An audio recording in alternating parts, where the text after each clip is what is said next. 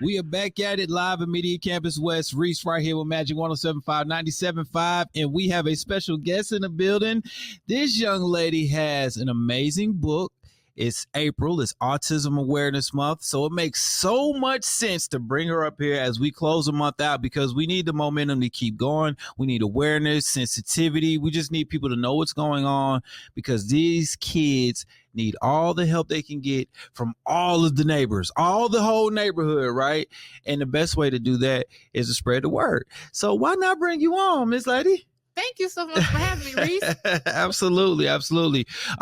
We see you have the book, Awesome Girl, and you have a very personal, inspiring story of why you started this journey, and now you're getting other people into it. So let's get to know you and your story and everything in between. And she's a rattler too, y'all. So, you know, HBCU, stand up, always doing amazing things. Thank you so much, Reese. I am a rattler, Florida A&M University alum. I'm also University of Georgia candidate for MBA. Okay. Graduate in 2 weeks. So okay. Well, hold on. We have a button for that. It's called a hype button. You talk about graduating and getting all types of more degrees. Go Dogs. I love it. Yes. Personally, autism is very special to me right now. Just like so many people, I didn't know a whole lot about autism until my 10-year-old daughter, Camille, was diagnosed with autism. About almost 9 years ago, when we first started noticing symptoms right before she turned 2, we were just, we literally just relocated from New Jersey, and we started noticing where she used to point and used to speak and do different things. We noticed some of those things stopped. And my husband just kept saying, I think we should, look into this a little further. And then the director of the daycare she was going to, they mentioned it. So we got a first evaluation, and anyone who knows what it's like to get a child evaluated for autism, they ask you about 300 questions. The child has to score a particular number of on those questions, and if they score a particular way, then they can get the diagnosis. Well, on her first evaluation, she did not score to meet the requirements for the diagnosis. They pretty much told us that she wasn't autistic, that, she would just speak later. She's a girl. She matured differently. We got a second opinion a few months later. Same thing. Once we got the third opinion, which was closer to her third birthday, they were able to, identify that she was autistic and that, we were going to have to life would begin to look different for us and for her. So we did what most parents do. We did therapies and, and just start doing everything we could to try to help her and to help her, live a full life. And what really inspired me to write the book was noticing that other children didn't know how to engage her. We would be around family members and people at church, and the little kids would just be, kids. They would say things like, well, Camille won't share her toys, or she won't share her snacks, or she won't say hi to me. I'm trying to play with Camille. And I figured if those kids didn't understand, other kids didn't understand. And adults don't either most of the time too. We don't know how to see things that are different and then adjust accordingly. So that inspired me to do something different. I spoke to a couple of friends of mine who had autistic kids, and what their journey looked like. And one of my friends in particular calls her son a super duper kid. He was her superhero. And that's amazing. Shortly after that, I began calling Camille Awesome Girl. She was my little awesome girl.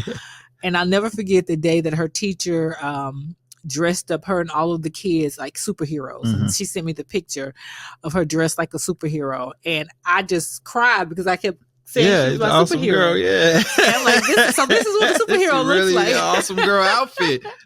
So I literally started writing. I wrote a manuscript, and I knew nothing about publishing a book or anything. So I started putting feelers out, and I was made.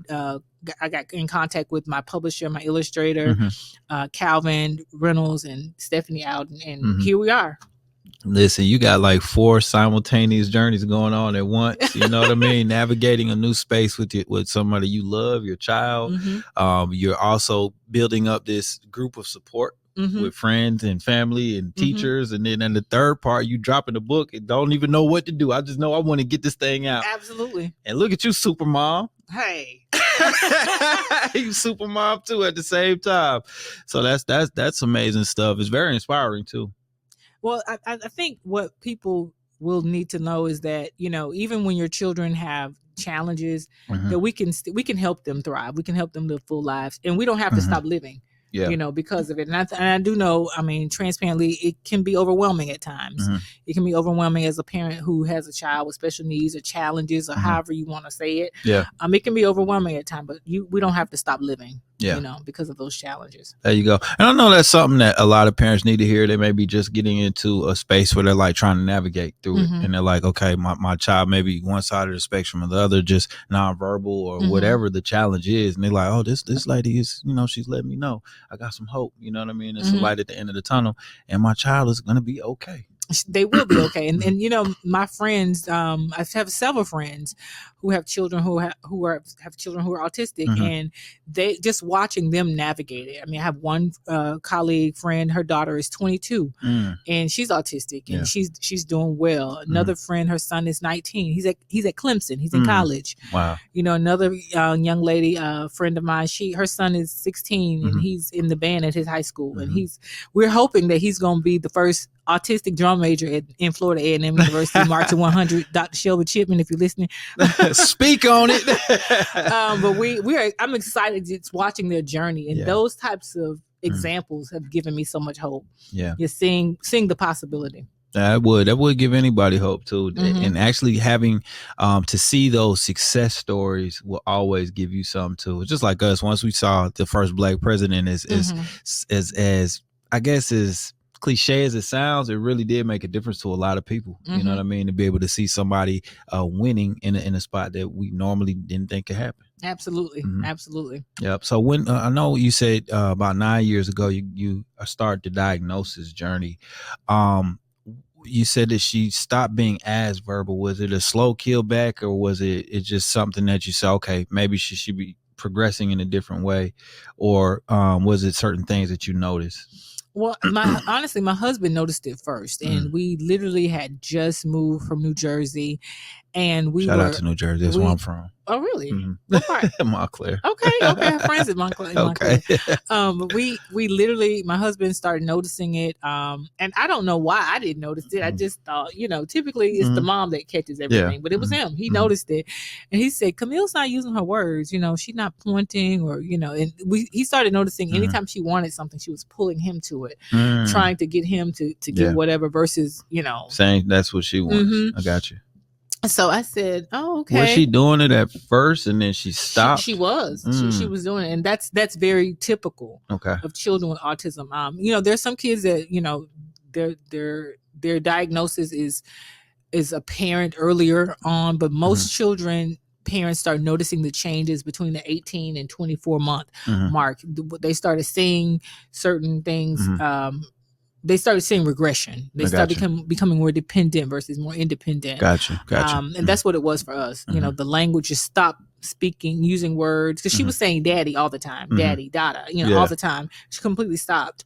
And then she would cry a lot. And when she would cry, no words would come out. So that was, I think, another thing that really made us notice it. And when I would drop off from daycare, she would just cry, and they would tell me she would cry for hours and cry herself to sleep. And that's when about 2 weeks in, they were like, "Well, you should probably have her checked." And I'm thankful that I wasn't offended. Yeah, and that's what I was gonna bring up. A lot of times we fear the unknown. Now, those spaces, fear a lot of times can cause aggression in the wrong way. You know what I mean? So it's amazing. I just want to applaud you guys on being able to be progressive in that space. Yeah. Because it is shocking. You have all these expectations of your child, what you're going to do. And then when you're faced with, they may not be able to do those things. That's scary. Very scary. Yeah. Especially, back in the day, we raised 18, get up out my house. Now it's a different space. You like, what, this person is dependent upon me, and maybe for quite some time. And it's okay. It's totally fine. It just looks different. The parenting's going to look different than what we expect it to be. Absolutely. And that's the key. Just readjusting your expectations, and that was for me, the reality had set in. I remember when the doctor said she is autistic, and I remember like slumping over in the chair.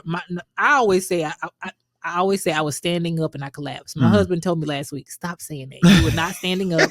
He's like, you were sitting in the chair. Miss Carla, were you being just a tad dramatic about your reaction? I think I was being dramatic. It's okay. He said you were sitting in the chair. You kind of slumped over. I was like, oh, okay. That's what happened. He's like, that's what happened. He said, I was standing there and I saw it.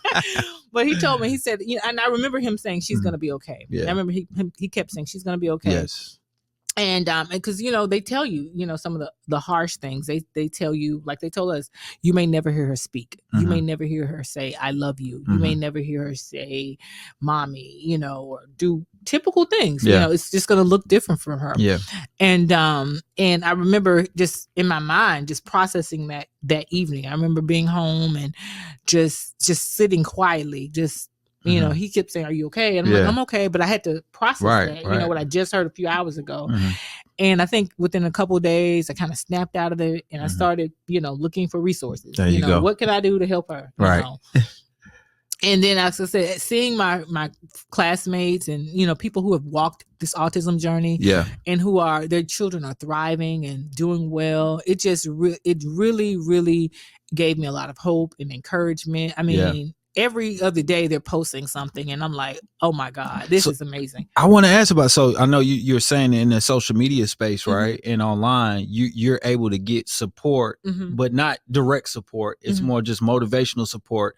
How important is that for somebody? Oh, it is absolutely important. I mean, it's so important because we draw from each other. This one in any other situation.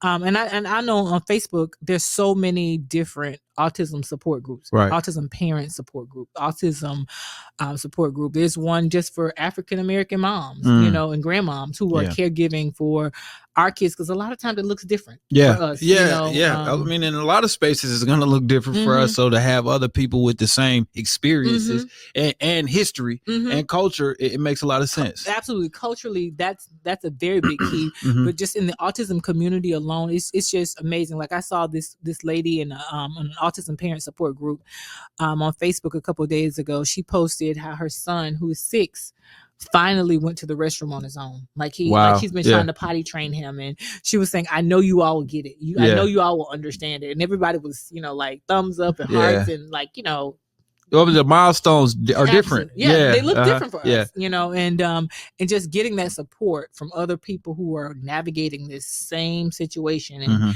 and it just even tips, what can I do? My child won't sleep, or have you all tried this? Or how did, if you tried this, what were the side effects? Or did your child have side effects? Or, what, it's just so good to have that support so we can help, make educated decisions as we parent our children. That makes so much sense. Thank you so much for sharing that. We have people that may be watching this are just getting into that space and they may not know about these resources, so that's incredible to share. We appreciate that. I heard you mention your husband a couple of times. I know it makes the space, I want to say, more palatable to navigate when you have some partnership too and some help and that, and more support, the better. Absolutely. I mean, I'm grateful that I am married, but some people aren't, and if you're not married or you have a partner that's partnering with you to care for your child with autism, definitely get into a good support group. I mean, just build your support, build your network. Yes. Because there are people who are not related to us that help with Camille. There's a little boy who used to be in Camille's class. His mom, she picks Camille up from school sometimes. I mean, and like tomorrow they're having an event for Autism Awareness Month. We're all getting together just to celebrate his tribe, people who support them and help them navigate this thing called autism. That's awesome. And not to compare apples to oranges, like my youngest daughter was premature, so she came out, I think we had to do almost 90 days in the NICU. Her roommate, we call him her roommate, he has autism, and to have that group and support and just moms and dads and parents just kind of being able to lean on each other, still have play dates, still be able to interact with other kids and build that awareness. Like our daughter understands that her roommate has a different pathway, but she's still able to still play with him and understands that he wants to keep a toy, let him keep a toy and stuff like that. So I definitely understand where you come from. And speaking of support, we got to talk about this book. Oh yes. Awesome girl. I mean, again, it was it came from me wanting to help other children understand what autism looks like. Yes. And what's been amazing is that I've literally had adults, purchase the book. And, most people, when they see it, they see awesome girl. They know it's a play on the word autism. Yeah. So they typically think that it's a book for autistic kids. Right. Well, it's really for people who are not autistic. Okay. It's really to help children who are not autistic and adults who are not autistic better understand autism. And what has been amazing to me is to see adults. I mean, even like high schoolers and middle schoolers at our church. They came to me when I first released the book, and they were like, "Oh my God, this reminds me of somebody that goes to my school." Yeah, it helped them to navigate their autism. interactions. Yeah. Yes, that makes so much sense. Yes, there's this little 13-year-old boy who goes to our church. He's autistic, and he is like their friend. They make sure they take good care of him. No one can. he goes to school with them, and they're looking out for him. Nobody's bullying. He's got a support group himself. Absolutely, that's cool. That's so really cool. It has helped teach so many people what autism is, and some of the challenges that people with autism sometimes have, and then some of their strengths. We call them their superpowers. Yeah. So it has really been amazing to see adults really gravitate to the book as well. Yeah. I think sometimes when you see somebody nonverbal, you may think that, okay, other things are lacking, but sometimes they might be rocket scientists on the low, you know what I mean? Or have, like you said, these different superpowers. And one thing was so interesting about the people that are nonverbal. A lot of times people assume that because they don't communicate traditionally the way you and I do, that they're unintelligent or that they don't understand what's going on around them.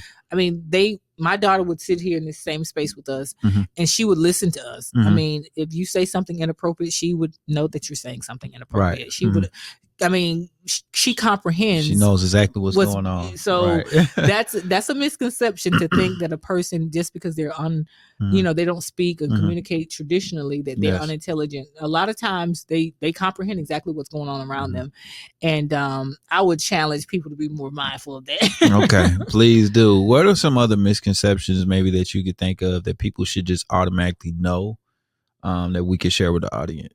I think another misconception is that people with autism, like some people say that they don't have emotions, that they don't.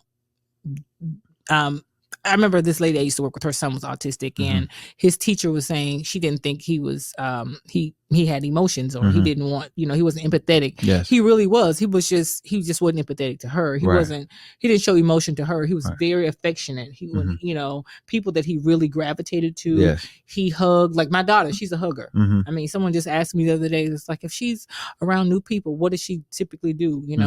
Usually I would introduce her and say, "Hey, Camille, this is Mr. Reese," and she would say, "Hi," and she would lean in and give you a hug. I mean, people often think that, they don't feel. They do. They feel just like you and I. And that's another thing I would, really encourage people to be mindful of that. Go ahead. No, I was just gonna agree. The things that the interactions I've had is usually it's I want to try to word this the correct way. It's usually no gray area or middle ground. It's like, it is what it is. It's a more true interaction with the person. No filters. No filters. If they like you, they like you. If they don't, they don't. And there's no faking. No faking. And I feel like I could have a group of friends just like that. Oh, and I would be okay. that is very accurate. I mean, my daughter is extremely discerning.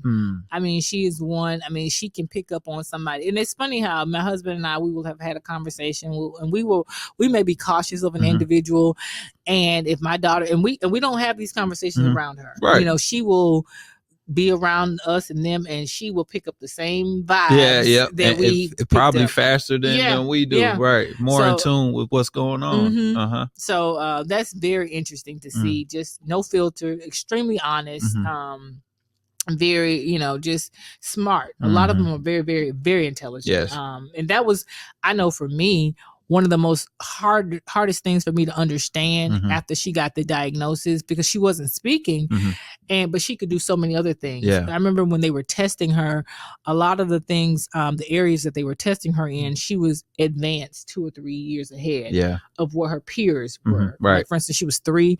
They were saying she was ranking at the level of 6 and 7-year-olds on some of the things. Yes. But then other things that were severely underdeveloped. And for me, that just didn't make any sense. But that's that part of the brain that was stronger than the other side. Right. So yeah, that makes so much sense. And I know that can, like you said, that the information is conflicting, so we don't get it. But then as you move more forward and navigate through that space, you're like, oh, okay, I understand. I see. I got like you said, an awesome girl. I got this genius on my hands in certain Absolutely, areas. yeah.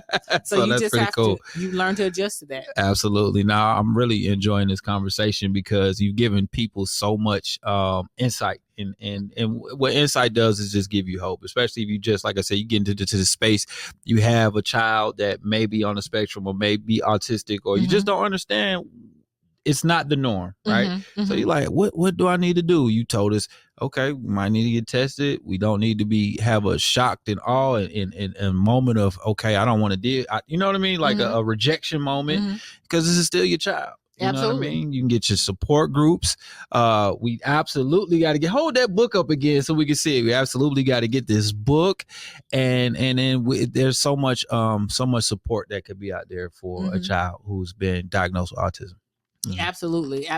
And there are support groups, and there are amazing resources. I mean, what I think we're in such a unique time in the world, because young people are so empathetic now, and they're looking for opportunities to support, and there's so much more support and resources available than when I was in high school. Same.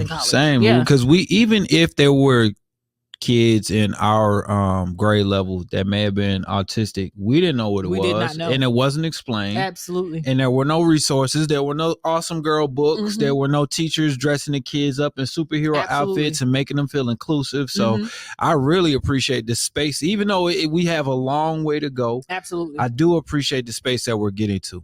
Yeah, that's exactly, I'm grateful that I'm a part of this tribe of moms and dads and grandmas and uncles and aunties who are trying to educate the world on autism. Yeah. I mean, it's a thankless, job sometimes, it's not glamorous. Yeah. But it's something that we get a chance to change the world. And my thought really is, if we can change this generation of children and middle schoolers and high schoolers, we get a chance to change the world. Absolutely. And I'm just grateful that I get to be a part of the journey.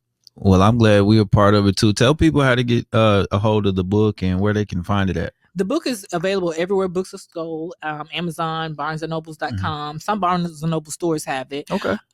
Target, TJ Maxx, .com, Costco.com, Amazon.com. And you can follow us on Carla A. Moultrie at Facebook or Instagram, or you can follow us on Awesome Girl Books. There we go. At Instagram. I love it, man. Make sure you guys get it. Can we hold it up one more time to make sure that they get the correct spelling and everything? AUSOME girl.